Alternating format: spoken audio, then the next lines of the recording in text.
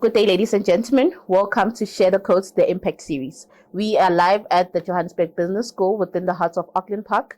This episode is in partnership with the Center for Entrepreneurship within the Business School under the custodian of the University of Johannesburg. Today, we have one of our entrepreneurial mavericks, the elevator pitch god, but mostly one of the people that believe strongly in SMME development, Mr. Selebogo Molefe. Good day. Thank you for having me, Gidi. Absolutely appreciate the opportunity to be a part of the JBS family, especially the Center of Entrepreneurship. Why? Because, without entrepreneurship, this country is going down, and not just the country, but globally. Opportunities are about giving people dignity and enabling them to be self-starters, to do things for themselves. And when you think about what Share the Code stands for, that's that, it's about empowering the average entrepreneur coming from a township, coming from anywhere in this country to be able to do something amazing for themselves and have the resources for that to happen. When you think about what happens in Silicon Valley, the reason we see so many global startups emerge from that region specifically, it is because of all of the support that exists in that area. So I think us being in the, our city being Johannesburg, this is the greatest city in Africa for starters. Lagos does not match for those who want to compete in fights. Not even Cape Town matches Joburg's energy. And there's something special here. You can be anybody, you can be a nobody, and you can make it, right? And seeing institutions participating from that perspective is a really amazing thing. So really, really grateful to be a part of this, and having seen the impact that is emerging from the platform, just having people get together on a monthly basis, share ideas, share connections, and eventually share money.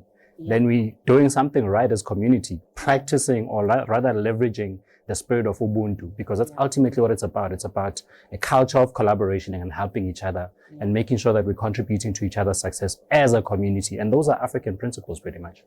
Yeah. Okay, Mr. Selebogo touched on a lot, talking about emerging entrepreneurs at global scale, which is part of what the Center for Entrepreneurship and Share the Codes are intending to do with the small, medium enterprise ecosystem. So, Mr. Selebogo, having worked with him very closely, he always said, when people think Share the Codes, they must think church. The first Thursday of the month, which is exactly what's planning. And be on the lookout. We have the contact session at the Johannesburg Business School in Auckland Park on the 6th of March, late in the evening, but we do confirm time on our social media platforms. Mr. Selebogo, now I want you to just expand on what is the vision of Share the Codes. So when we say Center for Entrepreneurship within the Business School in partnership with Share the Code, what is the overall vision so that people can look up to the initiative we have built? All right, about Share the Codes and where we're headed. To know where you're going, you've got to know where you're coming from. Yeah. So prior to Share the Codes is just an evolution of a movement I founded before, which is the Hookup Dinner. Yeah. We called it PLAD. We grew across 8 African countries and all the way into Europe and the Middle East, especially, and into Australia. And the big thing was about providing a platform for South African entrepreneurs to connect with the global community. Yeah. So our partnership with JBS CFE is really about being a launch pad for ideas and enabling the average African founder, especially Black African founders, to find their feet in the world and to find connections in the global sphere. Yeah. So we are going to grow into a global movement of Black founders who are supporting each other, who are leveraging of each other's networks to access markets, to access funding, and all sorts of things that are beautiful there. Also to make new friendships. When I think about the previous movement with the Hookup Dinner, a lot of people made babies and got married. So there's amazing energy that takes place when humans just get together and want to connect, right? Yeah. So we've got a lot of African founders that, whether it's here in Johannesburg or in Cape Town or in Nairobi or in Dar es Salaam or in Kigali, all of these that are driven by the same thing, innovation and the hunger to contribute. And our motivation in Africa is different. We want to solve problems that affect our own families, the things that we did not have access to. And just because, there are no networks for us, we don't have that social currency. We are creating it. We've got to create it for ourselves. And the ideal vision for me is to see a Johannesburg-based entrepreneur connect with the market in Atlanta. Why? Because Atlanta is the black mecca in America where the black market over there is ready to buy our products. But how does Buroto, who makes bread here, export his bread in some form or the other into Atlanta? Because that dollar market is waiting to buy from us. But what is the linkage? How do we make it happen in such a fluid way? So those are the opportunities that exist, that we can create a pitching platform to identify new ideas, make it peer reviewed by community. So when you pitch your idea, your community must tell you whether it's great or not. And then furthermore, the other part of this is networking. And with the networking, the biggest thing that we are really targeting here is to create a safe space for people to just get to know other people and feel like I can do something with this person. So we're creating a space like that, and we call it a networking mixer. So it's structured in a speed networking forum. You get a minute each, introduce yourself. What do you do? And what are you here to contribute? So from a networking perspective, you don't sell anything. You just figure out how you can contribute to the collective, right? And then finally, we have our guest fireside chats. And if you think about African culture, I'm an old guy, you can tell by now. We come from a culture of being told stories under the tree, around the fire, right? And with the fireside chat, what we're really looking for is wisdom from founders who have walked the journey. For instance, I've built companies that have done 100 million and above, right? And there's something for me that I can contribute to the ecosystem in terms of sharing some of those stories back. And I've built movements that have gone global. Like all of those nuggets, a lot of us don't have a platform where we can share with others and collaborate and exchange ideas. So that's what we're really trying to create with our fireside chats. And there's three themes that are really big for us.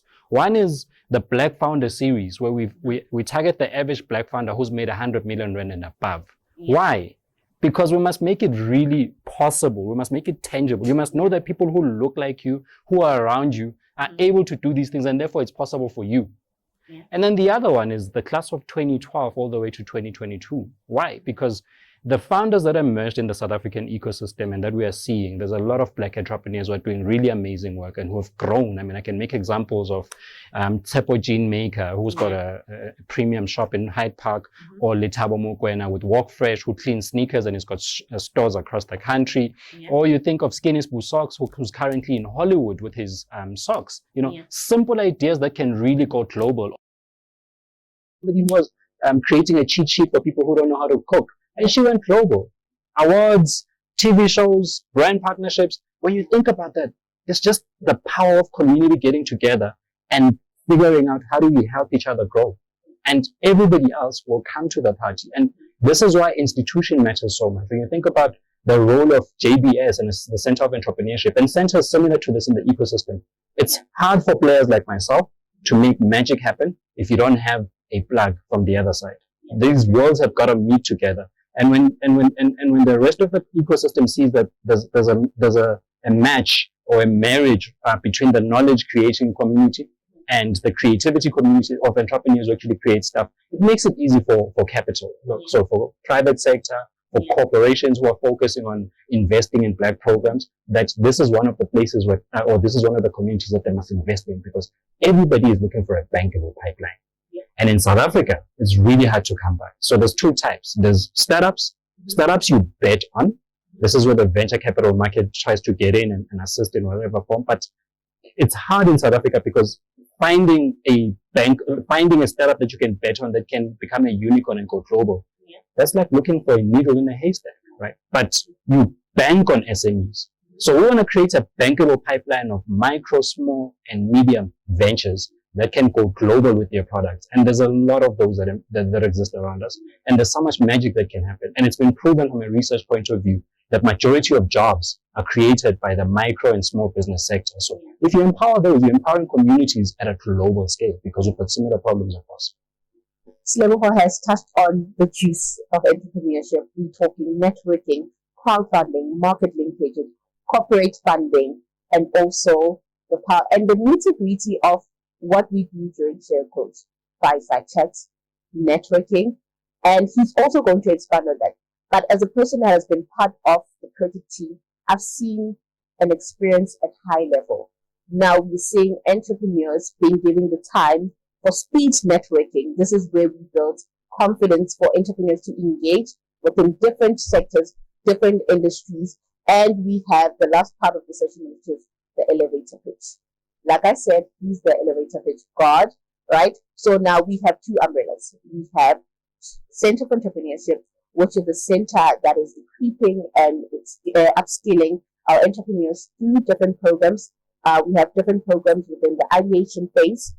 This means entrepreneurs who have ideas and they want to launch their businesses. And then we have established entrepreneurs. These are entrepreneurs who have been operating for 2 years and more. So we're not saying that the funders that have come through and the Share Code series are ones that are from Center for Entrepreneurship. But these are the people that Mr. Selebogo went out there, engaged, and he made sure that he got the money within the school.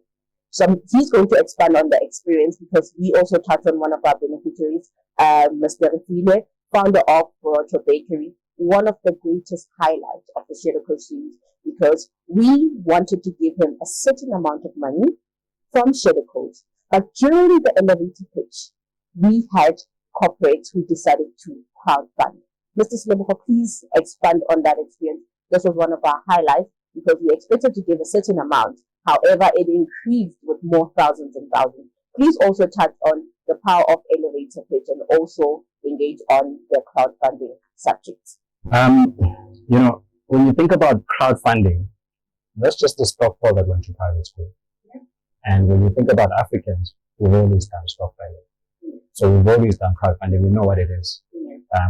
It takes a village to raise a child. Yeah. And in our case, it takes a village to raise an entrepreneur. Yeah. And if you raise an entrepreneur in the right way, they can grow in exponential ways. Job creation, unemployment, poverty eradication. All of these things are critical issues in our world around sustainability. And entrepreneurs are part of the critical link of solving this problem. When you think about Refile Rantekwa, his story is amazing. Refile emerged with his business during COVID when the big brands couldn't get into the townships because of COVID restrictions. And he saw a gap and started baking bread. And he hired the boys in the hood and said, you are going to deliver this bread to people's houses. That is amazing, and it doesn't mean that he had a silver spoon. In fact, he's had a very tough uprising, in the way that he's had to start his business. He's a father. There's many battles that you go through where sustainability doesn't fall within that. But him being hungry for that, those are the type of entrepreneurs that we're looking for. People who are driven, who are passionate, who've got a burning desire within. It makes it easy to connect them to markets and the community, right? When you think about what happened what happens with our elevator pitch platform, we train these people within the JBS programs so that they be able to communicate better, to sell themselves, to position themselves in a particular way. On average, you will find an entrepreneur getting onto a media platform like radio, a podcast, or TV, and losing the opportunity because they don't understand the objective of why am I there. Or being in front of a funder and not knowing how to communicate accordingly, or being in front of a buyer, like a corporate buyer, and then just talking about their struggles. So assisting them to understand the audience, read your audience, do your research, do your homework, and then prepare and communicate accordingly is a big thing. So that's what the JBS Center of Entrepreneurship programs really, really focuses on. And I've been very fortunate that I get to coach a lot of entrepreneurs through the sessions that we run and one-on-one sessions that go with that. So when we give them the platform at Share Code to come and pitch, it's because we've refined them. Yeah. We've cleaned them up. We've looked at their pitch decks and we're just like, we think industry is ready to meet you. Yeah. When we then look at the audience mix of our events, you will find that on average, we've got about 10 to 20% being industry leaders who are either funders or buyers. They don't want to be known who they are because they don't want to be overwhelmed, but they show up at our events and we have that database. We look at them and we try and understand what are they looking for by coming to us. Yeah. And then we position the opportunities accordingly. When it comes to the networking mixer, it really is just about Bula Circle. Yeah. Let's open up the circle and make it bigger. Yeah. By sharing your idea in a group of 10, some of those decision makers are in those groups and they're anonymous. You don't know who they are. They present themselves through anonymous names like, I'm Peter, I'm from Sibulelo High, this is the CEO of Hello. Yeah. These things happen and I've seen them happen over and over. And that's where real connections are made. When you start hearing the stories that happen in the networking mixer of people having connected, done business, and it's, we just need to do a better job of tracking how far that network spreads. But people always come back to us and like, I met so and so at that thing and I opened the door for them and now they've got $5 million funding. So it doesn't mean you only have to pitch. Just be part of the energy, network in those spaces. We create the formula for you for this to really work. And with the Black Founder series, it's really just about it's not only about the Black founders sharing their insights or their origin story of how they came up, right? It's also really about opening the door. Okay, you've succeeded. Where are the opportunities? Because you're in a different zone now. You're meeting different people. What should we be doing as being here? So that's a big part of our intention with why we're profiling them in the way.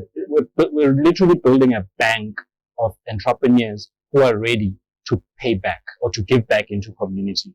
And when you think about the concepts of crowdfunding and stockpiles, those are the fundamentals, that you can be in a room and somebody says, I will give you 5,000 rand. And then another person says, hey, I can contribute to that. What Refilo won? Those were individuals. Those are not corporates. This is the crazy part. But corporate gave the validation. Corporate said, okay, we'll give you 5K. But the guy walked away with much more, because individuals in the room who are entrepreneurs like himself, who are cash flush, were like, we like this idea. I want to contribute to it. So we're really trying to get that spirit going, where people realize that nobody's coming to save us. We're here to save ourselves, but we can leverage institutions for that growth. We must participate in programs that develop us, because, we must be developed. We must be capacitated accordingly. But more importantly, leverage the networks, and you will grow from there, because without relationships, you can't trade. Business is built at the speed of trust. And if you are not able to build that trust quickly, you are going to stay hungry. So that's what we're trying to facilitate with the type of community that we're building up.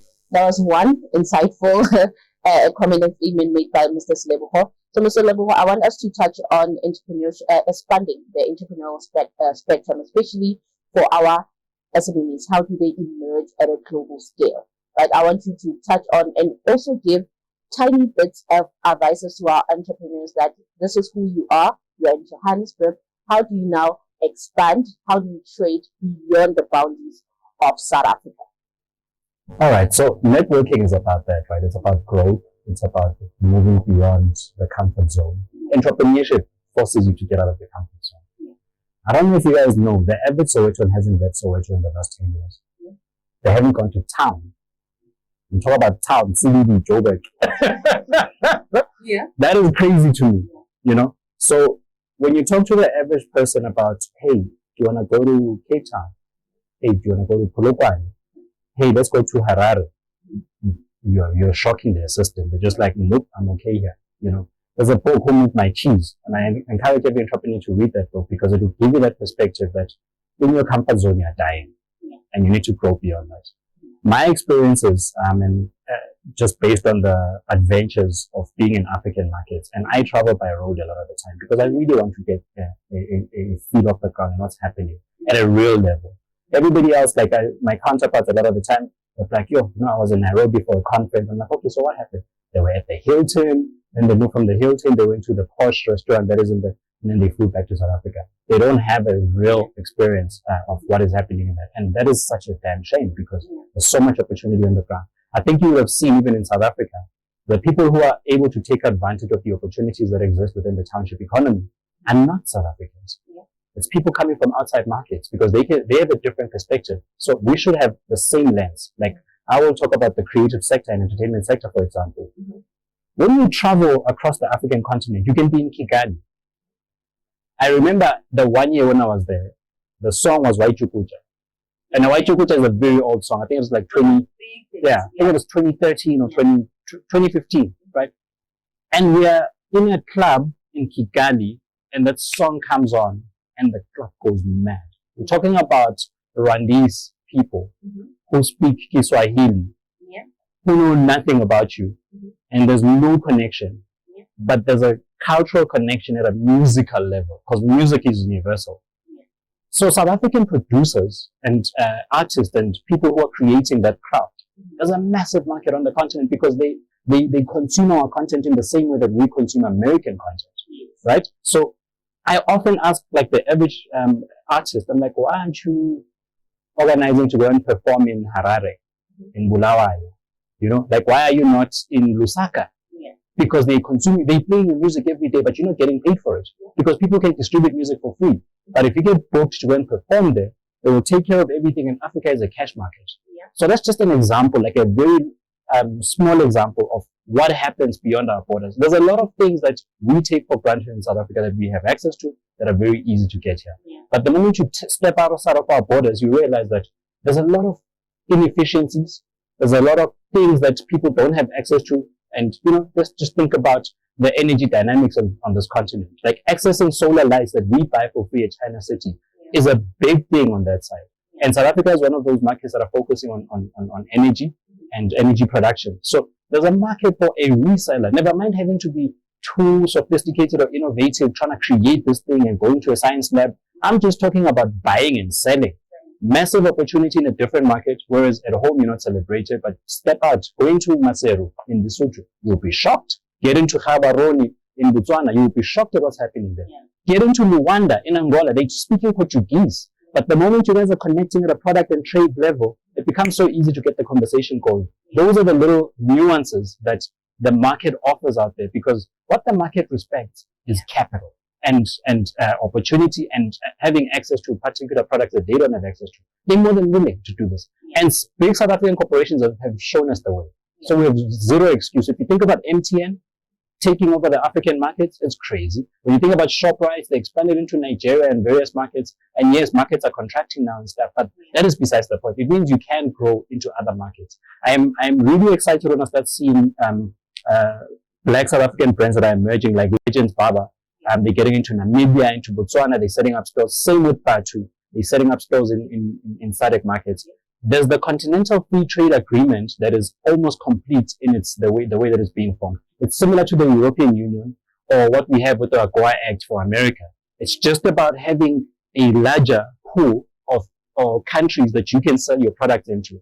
And we need to start reading. So read up on the Continental Free Trade Agreement for Africa and look at where you can distribute your products through without having too much hassle with your product moving across borders. There's massive opportunities for anything. It doesn't matter the product that you're thinking about. Look for a market that has demand for it. And today we have access to the internet. Therefore, you can research quickly. You can make friends online on social media platforms, and you can get people to invite you into their countries. Half of the countries I've traveled to, I've never had to pay for flights or accommodation because I've built those relationships. So when you focus on contribution, like what can I contribute to these people? People are more than willing to accept you and work with you. And of course, you must verify, you must make sure that you protect yourself in all of this, because there are also a lot of scammers. But people generally, inherently, they are good and people are willing to help each other. But we need to take the first step and make sure that we are looking out there. I will also make another example. When you look at the American market, South African producers, like for instance, we've got an emerging market of black wine producers in South Africa. There's only 2% of the wine industry being black owned in this country, but there's an American market, black American market, that is ready for this. And I fund some of those entrepreneurs into the American market where they're exporting their goods into a space like that. That is like a low-hanging tier where if you participate in networks like Share the Codes, you start getting access to this information. And it's not just me. There's a lot of other players in my ecosystem of people who are making these linkages happen. So participate, take part in JBS programs, and you'll be shocked at the world of wonder that is awaiting you. Okay. Ladies and gentlemen, I continue to be blown away by Selebogo's goals within the entrepreneurial spectrum, but we also touched on, but one of my key takeaways was, how do you then instill the culture of saying, how do I expand myself at a global level? Because we continue wanting to trade within the barriers or within the borders of our motherland, but now we are saying, how do you break down those barriers and go at a global level?